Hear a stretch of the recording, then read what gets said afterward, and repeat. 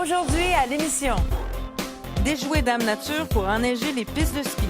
Aujourd'hui, on fait de la neige de qualité au point de congélation. Ça, 0, -1, c'est vraiment extraordinaire. On a vraiment amélioré les processus.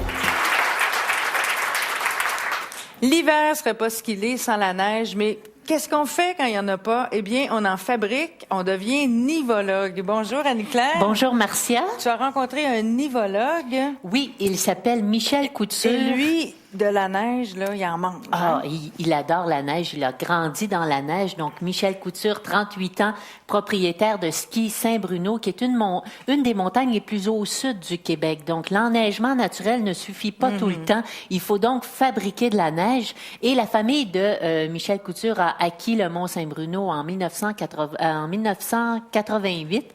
Et depuis ce temps-là, Michel n'a jamais cessé de s'intéresser à la neige. Il a développé toutes sortes de techniques. Il a approfondi la science son savoir. de la neige, presque. Oui, parce que c'est une science, fabriquer de la neige. Je suis allée le constater moi-même parce que lorsque je faisais du ski alpin il y a 25-30 ans, là, la neige, ça ressemblait à ressemblait à des gros cristaux de sel. Mais là, ça n'a plus rien à voir. La neige est de plus en plus près de la neige naturelle.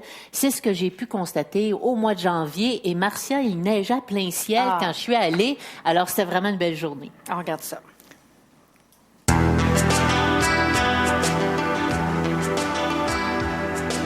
On est près de Montréal, à Saint-Bruno. Ça fait quand même 22 ans qu'on est en opération, nous autres, la famille. On est dans l'histoire de la neige depuis qu'on est au monde. Moi, mon père était à la tête de stations de ski importantes au niveau du nord de Montréal, plus une aux États-Unis. On a toujours été dans le milieu de la neige. Pour moi, j'ai pas connu autre chose que de cultiver de la neige. En fin de compte, on appelle ça de la neige de culture, parce qu'on cultive la neige. Ils vont dire la nivoculture, nivologue. C'est tous les termes qui sont utilisés dans notre milieu, de la spécialisation. Puis même aujourd'hui, je vous dirais l'ultra-spécialisation. Nivologue, c'est vraiment, si vous voulez, la science de la neige. Ici, justement, on est dans un secteur climatique un peu particulier. On est entouré par des masses d'eau importantes. On est dans les basses terres du Saint-Laurent. Ça fait qu'on n'a pas des conditions climatiques favorables pour fabriquer de la neige.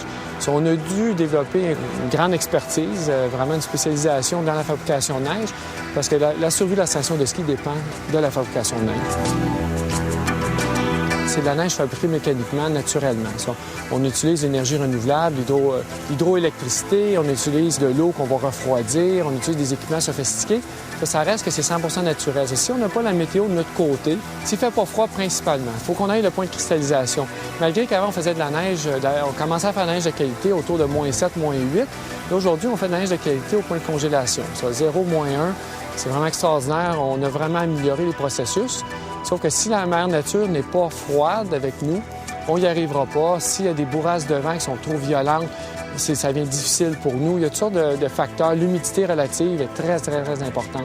S'il y a de la saturation, il y a beaucoup d'humidité dans l'air, le teneur en eau est élevé dans l'air, ça rend une complexité énorme. Tous les paramètres de météo sont un enjeu pour nous pour fabriquer de la neige.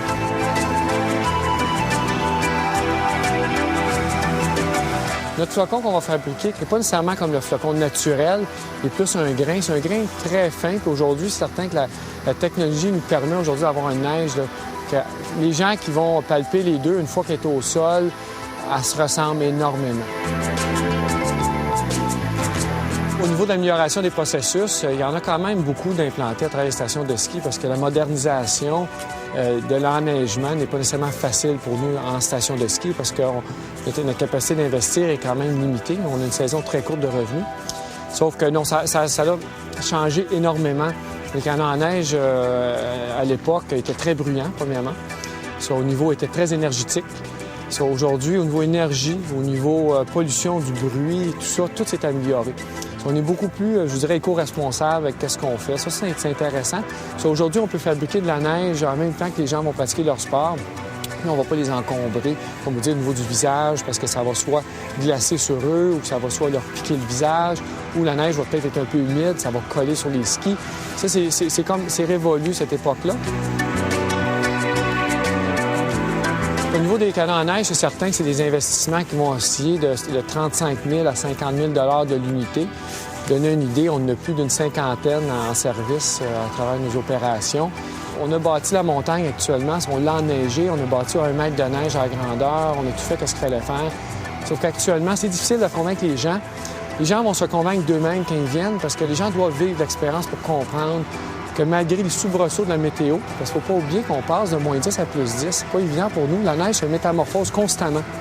Ça va fondre, elle va durcir. Nous, il faut la retravailler mécaniquement. On va rafraîchir avec une neige fraîche par-dessus et tout.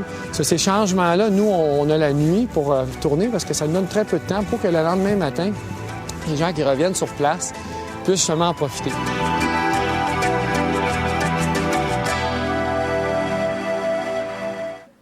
Et comme la plupart des propriétaires de centres de ski, Marcia, Michel Couture est obsédé par la météo. Donc, il regarde les fluctuations de la température parce que c'est déterminant, évidemment, pour la fabrication de la neige.